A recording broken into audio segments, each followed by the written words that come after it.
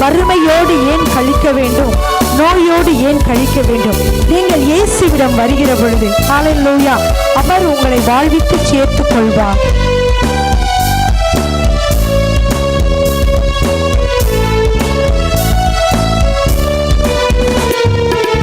வாழ்நாளை எல்லாம் வீணாளாய் வருத்தத்தோடு கழிப்பது ஏன்? வாழ்நாளை எல்லாம் வீணாளாய் வருத்தத்தோடு கழிப்பது ஏன்? வந்தவர் பாதம் சரணடைந்தால் வாழ்வித்து உன்னை சேர்த்து கொள்வார். வருவாய் தருணம் இதுவே அழைக்கின்றாரே, வல்ல ஆண்டவர் இயேசுவண்டை. வருவாய் தருணம் இதுவே அழைக்கின்றாரே, வல்ல ஆண்டவர் இயேசுவண்டை. ஆம் பிரியமானவர், கட்டின வீடும் நிலம் பொருளும் உங்களுடைய உறவினர்களும் உங்களோடு கூட வருவதில்லை. உங்களுடைய ஆவி உங்களை விட்டு பிரிந்து செல்கிற பொழுது நீங்கள் மட்டுமே உங்களுடைய ஆத்தும நேசரை, உங்களை படைத்த இறைவனை காண செல்வீர்கள். பிரியமானவர்கள், யாரையும் நீங்கள் ஒருவரையும் உங்களோடு கூட கூட்டி செல்ல முடியாது. எனவே இந்த நாளிலேயே நீங்கள் மனம் திரும்புங்கள். நீங்கள் மரிக்கிற பொழுது நீங்கள் தனியாக செல்வதில்லை, உங்களோடு தேவ தூதர்களும் இயேசுவும் தேவனும் உங்களோடு வருவார். பிரியமானவர்களே, கட்டின வீடும் நிலம் பொருளும் கண்டிடும் உற்றார் உறவினரும். கட்டின வீடும் நிலம் பொருளும் கண்டிடும் உற்றார் உறவினரும். கூடுவிட்டு உன் ஆவி போனால் கூட உன்னோடு வருவதில்லை.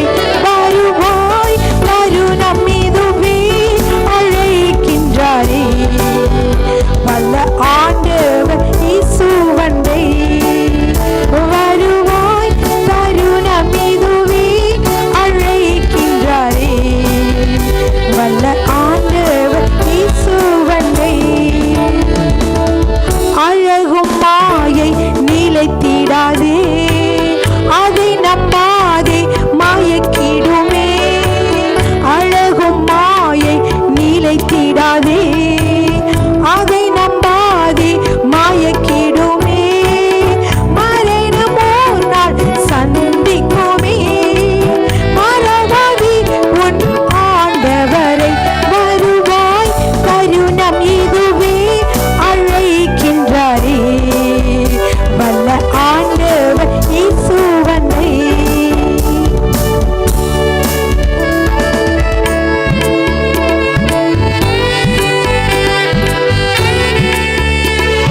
வானத்தின் கீழே பூமியின் மேலே இயேசுவின் நாமம் அல்லால் நீங்கள் ரட்சிப்பு பெறுவதற்கு, பாவத்திலிருந்து விடுதலை பெறுவதற்கு வேறு வழி இல்லை. பிரியமானவர்கள், ஹல்லேலூயா.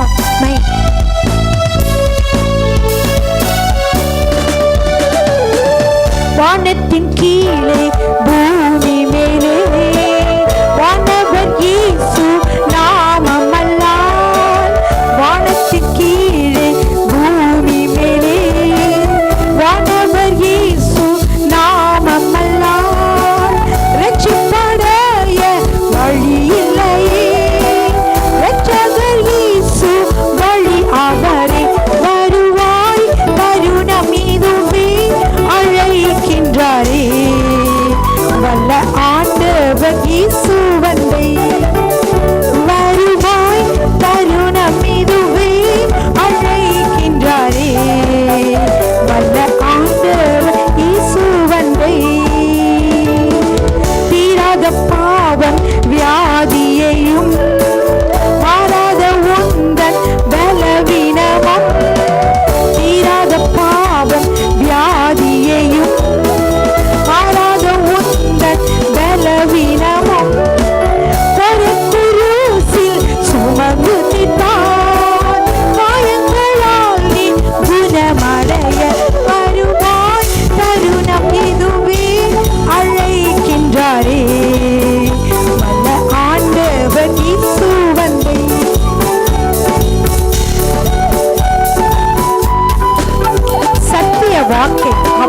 வாக்கை நம்பி வா, ஏனென்றால் அது சத்தியம், உண்மையான வாக்கு. நிச்சயமாக அவர் நித்திய ஜீவன் அளிப்பார். உன் பெயரை ஜீவ புஸ்தகத்தில் உண்மையாய் என்றே எழுதிடுவார்.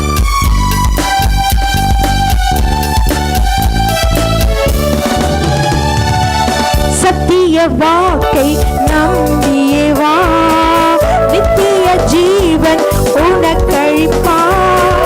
சத்திய வாக்கை நம்பியே வா, நித்திய ஜீவன் உனக்களிப்பார். உன் பேரை ஜீவ புஸ்தகத்தில் உண்மையாய் இன்று எழுதிடுவார். வருவாய் தருணம் இதுவே அழைக்கின்றாரே, வல்ல ஆண்டவர் இயேசு வந்து. வருவாய் தருணம் இதுவே அழைக்கின்றாரே, வல்ல ஆண்டவர் இயேசு வந்து. ஹல்லேலூயா, ஆமென். அவருடைய சத்தத்தை கேட்டு நீங்கள் உங்களை அவருக்கு ஒப்பு கொடுத்தால், ஹல்லேலூயா, அவர் உங்களை பரலோகத்திலே உங்களை சேர்ப்பார். பிரியமானவர்களே, பரலோகத்திலே எப்பொழுதும் துதியும் புகழுமாக இருக்கிறது. அவர் பகல் அங்கே துதி இருப்பதினாலே தேவன் அங்கே வாழ்கிறார். நாமும் நாம் எங்கு துதித்தாலும், ஆலயத்தில் துதித்தாலும், தனிமையிலே துதித்தாலும் அவர் அங்கே எழுந்தருளுகிறார், அங்கே வருகிறார், உங்களுக்கு விடுதலை கொடுக்கிறார். அவருடைய பிரசன்னத்திலே விடுதலை உண்டு. ஹல்லேலூயா, அவருடைய பிரசன்னத்திலே உங்களுக்கு ஜீவன் உண்டு, பலன் உண்டு, சுகம் உண்டு. ஹல்லேலூயா. இந்த அருமையான பாடலை பாடுவோம். பரலோகமே உம்மை துதிப்பதால் நீ வாழ்கிறீர். நீலரபா ஷலரபா. ஆமென். அருமையான பாடல். கரங்களை தட்டி உற்சாகமாக துதிக்கிறோம், ஒன்றாக கூடி துதிக்கிறோம். ஆமென்.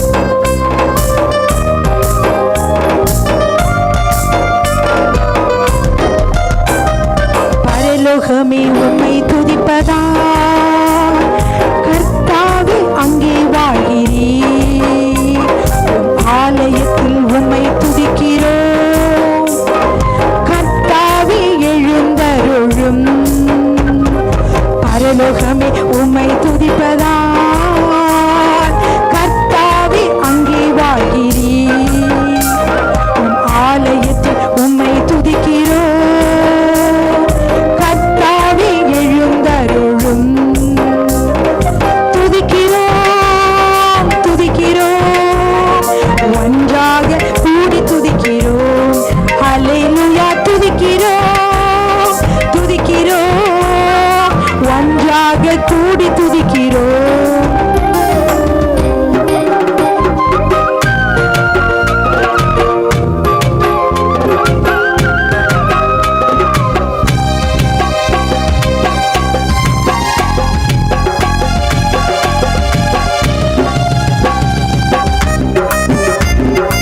உந்த நாமம் உயர்த்துகிற இடத்திலே நீ வாசம் செய்வீர்கள். உம்முடைய நாமத்தை நாங்கள் உயர்த்துகிறோம் ஆண்டவரே. ஹல்லேலூயா. துதி கனம் மகிமை அனைத்தும் உமக்கே செலுத்துகிறோம் ஆண்டவரே. ஆமென். ஹல்லேலூயா.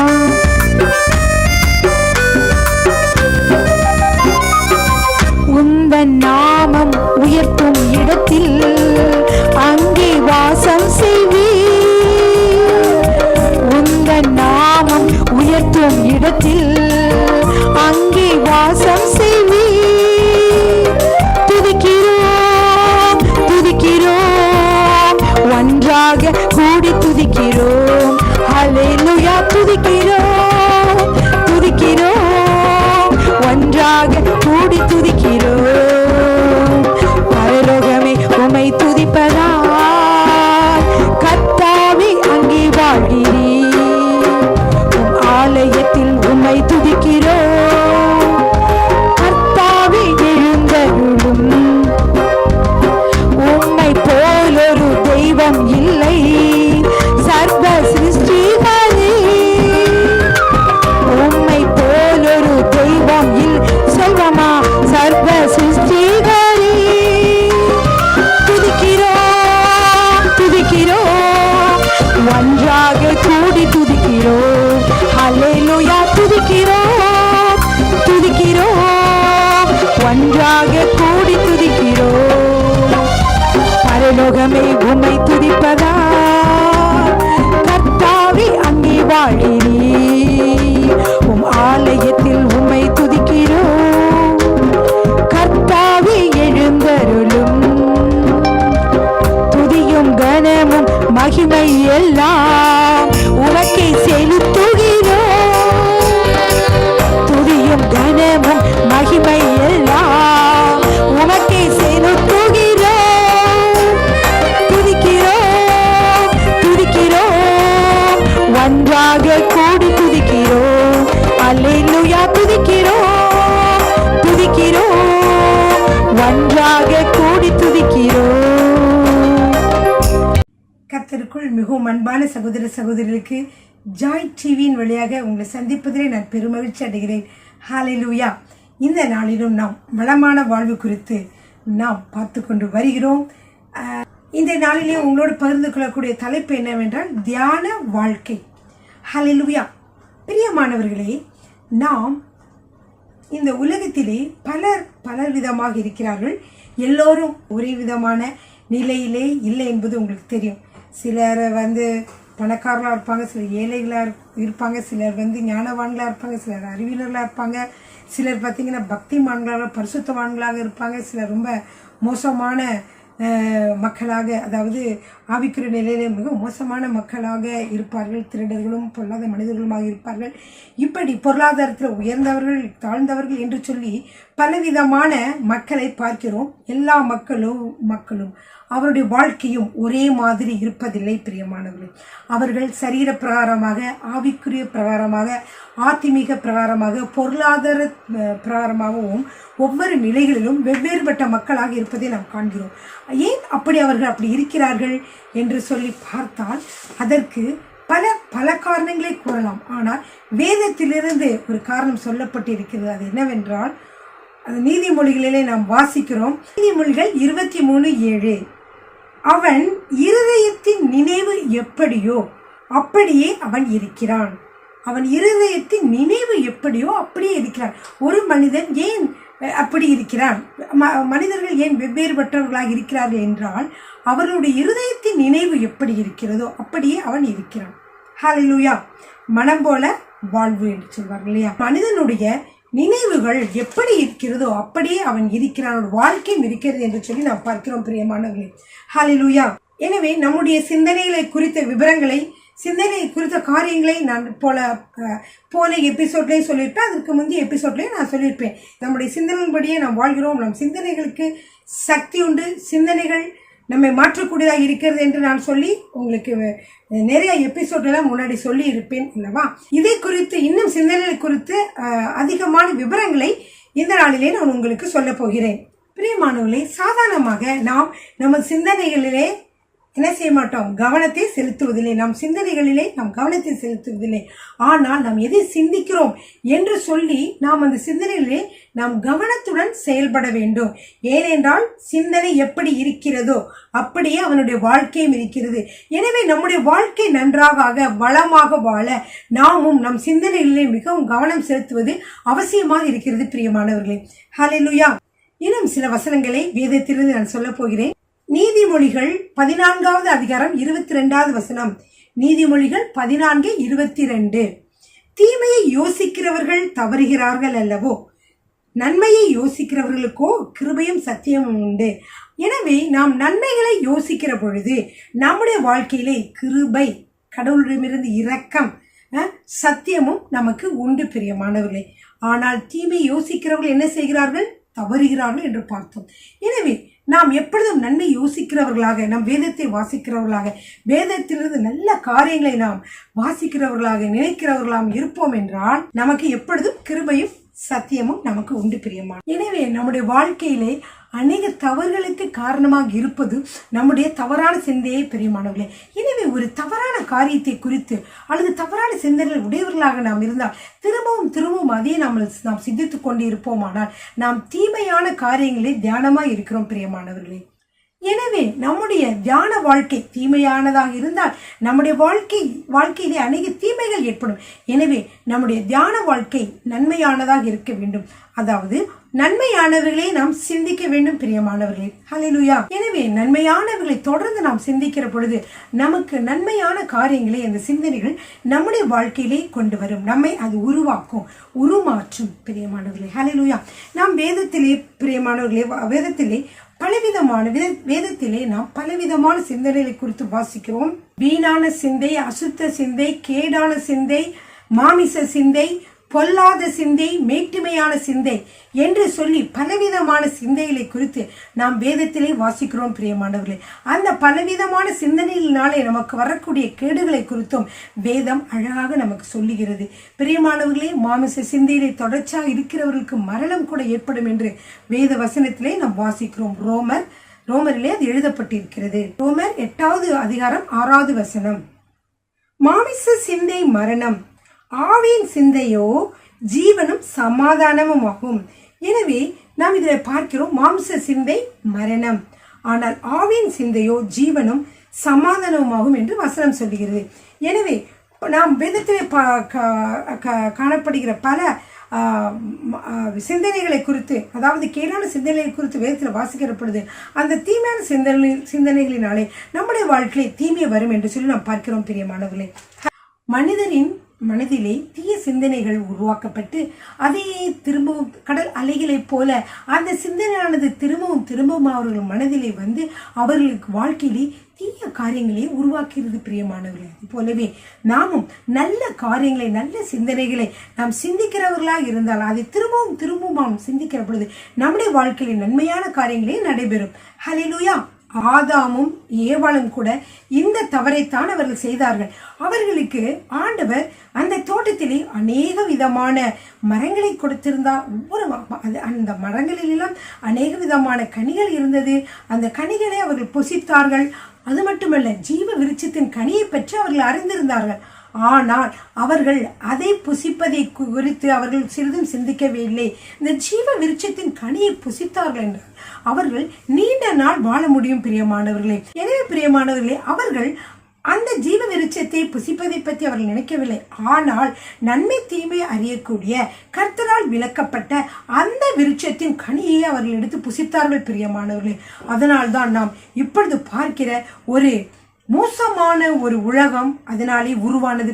எனவே பிரியமானவர்களே, பயம், கவலை, பதட்டம், குறைவு, எரிச்சல், பகை, பொறாமை, பெருமை போன்ற தீமையான உணர்வுகளுக்கு உங்கள் சிந்தனைகளில் இடம் கொடுக்காதீர்கள். இப்படிப்பட்ட சிந்தனைகளை உங்களுக்குள்ளே அனுமதிக்காதீர்கள். இவைகளால் தீமையையே நீங்கள் உருவாக்குகிறீர்கள் என்பதை நீங்கள் அறிந்து கொள்ளுங்கள். சிலருடைய தியான வாழ்விலே தவறான காரியங்கள், அதாவது நான் என்று சொல்லி சில உலக பிரகாரமான மக்கள் வந்து நான் என்று சொல்லி நாம் சிந்திக்க வேண்டும் என்று சொல்லி நம்முடைய மனோசக்தியை, வில் பவரை அதிகமாக்க வேண்டும் என்று சொல்லி பல அபியாசங்களை செய்கிறார்கள். இது முடிவில் ஏமாற்றத்தை கொண்டு வரும் பிரியமானவர்களே. நமக்கு தேவையான தியான வாழ்க்கை நான் என்பதில் அல்ல பிரியமானவர்களே. அது நான் என்ற அதை வைத்து உருவாக்கப்பட்டதில்லை. அதாவது நம்முடைய தியான வாழ்க்கை எப்படி இருக்கிறது என்றால், நான் என்ற பொருளில் அல்ல, நான் தேவனோடு இணைந்து என்ன செய்ய போகிறேன் என்று சொல்லிதான தியானத்தை நாம் பார்க்கிறோம். இதிலே நானும் தேவனும் இணைந்து என்று சொல்லிய தியானங்களே நம்முடைய வாழ்க்கையிலே வேண்டும். நானும் தேவனும் ஒன்றாய் இருக்கிறோம் என்ற எண்ணத்தோடு கூடியதான தியான வாழ்க்கை மிகவும் முக்கியமானது. அதுவே நமக்கு உகந்தது. அதே நாம் செய்ய வேண்டும் பிரியமானவர்களே. இவ்விதமான தியானம் நாம் செய்கிற பொழுது நம்முடைய வாழ்க்கையிலே அன்பும் பரிசுத்தமும் வல்லமையும் உண்மையும் ஒழுக்கமும் பரிசுத்தமும் அன்பும் மனத்தாழ்மையும் சாந்தமும் காரிய சித்தியும் பரிபூர்ணமும் நிறையும் மன அமைதியும் ஜெயமும் நாளுக்கு நாள் பெருகும். எனவே இந்த இவ்விதமான சகல நன்மைகளும் நமக்கு கல்வாரி சிலுவையிலே நமக்காக கொடுக்கப்பட்டது. கல்வாரி சிலுவையிலிருந்து நாம் இதை பெற்றுக்கொள்கிறோம். இந்த தெய்வீக நன்மைகள் நமக்காக நிறைவேற்றப்பட்ட இடம் கல்வாரி சிலுவைதான் என்பதை நாம் உணர்ந்து கொள்ள வேண்டும் பிரியமானவர்களே. எனவே சிலுவையிலே நிறைவேற்றப்பட்டிருக்கிற இந்த நன்மையான காரியங்களை நாம் தியானிப்பதன் மூலமாக நம்முடைய வாழ்க்கையில எல்லா குறைவுகளும் நிறைவாகும் பிரியமானவர்களே. ஹalleluya. அது மட்டுமல்ல, ஆவிக்குரிய பரிபூர்ணமும் நம்முடைய வாழ்க்கையிலே உண்டாகும். சரீரத்தில் இருக்க குறைவுகளும் நமக்கு மாறும். நம்மை அறியாமலேயே நாம் ஒவ்வொரு நாளும் தியானத்தில் ஈடுபடத்தான் செய்கிறோம்.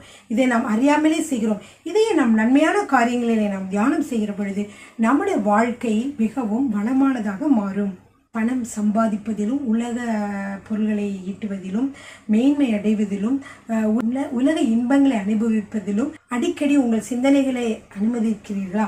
அப்படி நீங்கள் அனுமதிப்பீர்களானால் உங்கள் வாழ்க்கையிலே தீமையை ஏற்படும். பிரியமானவர்களே, பணம் தவறல்ல, ஆனால் பண ஆசை எல்லா தீமைக்கும் வேறாய் இருக்கிறது என்று வசனம் சொல்கிறது. அது மட்டுமல்ல, பொருளாசை தன்னை உடையவர்களின் உயிரை வாங்கும் என்றும் வசனம் சொல்கிறது. வசனத்தை பார்ப்போமா? தீமோத்தேயு 6:9-10 வரைக்கும். தீமோத்தேயு 6:9-10. நீதிமொழிகள் 28:20. உண்மையுள்ள மனுஷன் பரிபூர்ண ஆசீர்வாதங்களை பெறுவான், ஐஸ்வர்யவானாகிறதுக்கு தீவிரிக்கிறவனோ ஆக்கினைக்கு தப்பான். இன்னும் சில காரியங்கள், அதாவது பொருளாசை உடையவர்களாகவும் பொருளை ஈட்ட வேண்டும் என்றும் நாம் சிந்தித்துக் கொண்டிருந்தோமானால் நம்முடைய வாழ்க்கை மாறுகிறதாக இருக்கிறது. பிரியமானவர்களே, அசுத்தமான காரியங்களையும் உலக இன்பங்களை அனுபவிப்பது பற்றியுமே நாம் யோசித்துக் கொண்டிருந்தாலும் நம்முடைய வாழ்க்கை அசுத்தமானதாக தீமையானதாக மாறிவிடுகிறது, திசை மாறிவிடுகிறது. பிரியமானவர்களே, எனவே நம் வேதத்திலிருந்து சில வசனங்களை நான் வாசிக்க போகிறேன். நீதிமொழிகள் 28:22.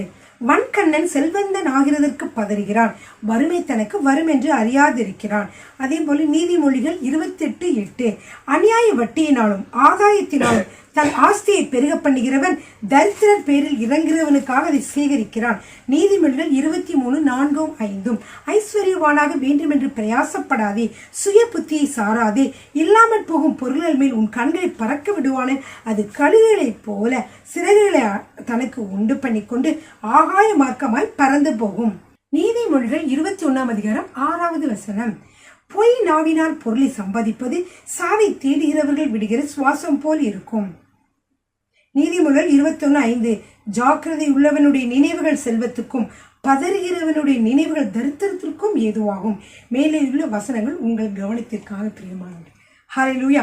எனவே நம்முடைய சிந்தனைகள் எப்பொழுதும் பணம் சம்பாதிப்பதிலும் பணத்தை ஈட்டுவதிலும் இப்படியே நாம் சிந்தித்துக் கொண்டே இருந்தோமானால் அது நம்மை வேறு திசையிலே கொண்டு போய்விடும். பிரியமானவர்களே, அப்படி சம்பாதிக்கலாமா இப்படி சம்பாதிக்கலாமா என்று சொல்லி சாத்தான் நம்மை பல ஆசைகளை காட்டி வலைகளை வீசி நம்மை விழுத்தட்டி விடுவான். ஆனால் நாம் அதற்காக அழைக்கப்பட்டவர்கள் அல்ல.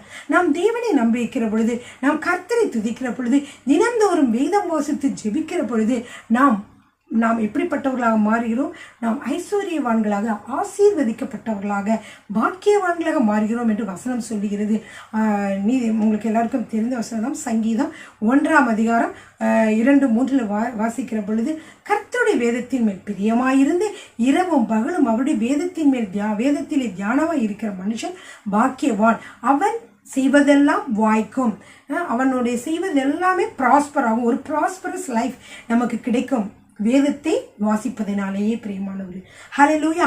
எனவே ஏனென்றால் வேதத்தை வாசிக்கிற பொழுது சரியான வழியிலே செல்வதற்கேற்ற காரியங்களை கர்த்தர் நமக்கு கற்றுக் கொடுப்பார். அந்த வழிகளை தவறு இருந்தாலும் அதை நமக்கு சொல்லி திருத்துவார்.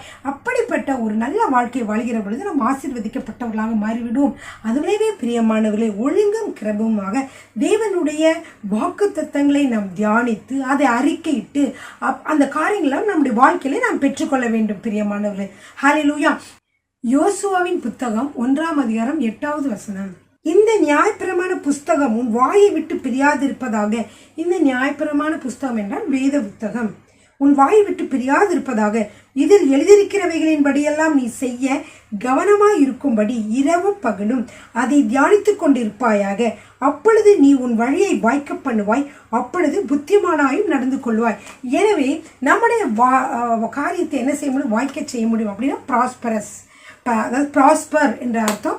எனவே நம்ம ஒரு ப்ராஸ்பரஸ் லைஃப் நமக்கு கிடைக்கும். பிரியமானவர்களே, ஹalleluya, ஆமென். பிரியமானவர்களே, நாம் வேதத்தை வாசிப்பதோடு அல்லாமல் அந்த வேதத்திலே பிடித்த வசனங்களை நாம் மனப்பாடம் செய்து நாம் என்ன செய்ய வேண்டும்?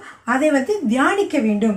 அப்படியாக இப்போ நீங்கள் காலையில் எழுந்திரிச்சோன்னா நீங்கள் ஒரு சங்கீதத்தை வாசிக்கிறீங்க, எதையாவது ஒரு கர்த்தருடைய வசனங்களை வேதத்திலிருந்து நீங்கள் வாசிக்கிறீர்கள். உடனே அதை அப்படியே மறந்து விடாமல் அதை அன்றைக்கு முழுவதும் நீங்கள் தியானம் பண்ணிக்கொண்டே இருக்க வேண்டும். நீங்கள் வேலை செய்கிற பொழுது அப்படிதெல்லாம் இருக்கும் பொழுது அந்த தியானம் பண்ணிக்கொண்டே இருக்க வேண்டும். எனவே முதலிலே நீங்கள் வேதத்தை வாசிக்க வேண்டும். அதில் பிடித்த வாக்குத்தத்த வசனங்களை, அதில் பிடித்த வசனங்களை மனப்பாடம் செய்து கொள்ள வேண்டும். அந்த மனப்பாடம் செய்து கொண்ட வசனங்களை நாம் என்ன செய்ய வேண்டும்? தியானம் பண்ணிக்கொண்டே இருக்க வேண்டும், மெடிடேட் பண்ணிக்கொண்டே இருக்க வேண்டும். அப்படி நீங்கள் செய்கிற பொழுது உங்களுடைய வாழ்க்கையிலே எல்லா காரியங்களும் நன்மையானதாக வரும் பிரியமானவர்களே. எனவே நீங்கள் இந்த நாளிலும் கூட நாம் இந்த மெடிடேஷன் எப்படி பண்ணுறது என்று சொல்லி பார்த்தோம். தீமையான காரியங்களை நாம் சிந்தித்து கொண்டிருந்தால் தீமையான காரியங்களே நம்முடைய வாழ்க்கையிலே நடைபெறும். எனவே நன்மையான காரியங்களை நீங்கள் சிந்திக்க வேண்டும் என்று சொல்லி அன்பு, சமாதானம், சந்தோஷம், கர்த்தருடைய வல்லமை, அவருடைய பரிசுத்தம் போன்ற அவருடைய வெற்றி போன்ற காரியங்களை நீங்கள் சிந்தித்துக் கொண்டிருங்கள். இப்படி நீங்கள் சிந்தித்துக் கொண்டு இருக்கிற பொழுது உங்களுடைய வாழ்க்கையிலே எப்பொழுதும் சமாதானம், சந்தோஷமும் ஒரு வளமான வாழ்வையும் நீங்கள் பெற்றுக்கொள்ள முடியும் பிரியமானவர்களே. ஹல்லேலூயா, ஆமென்.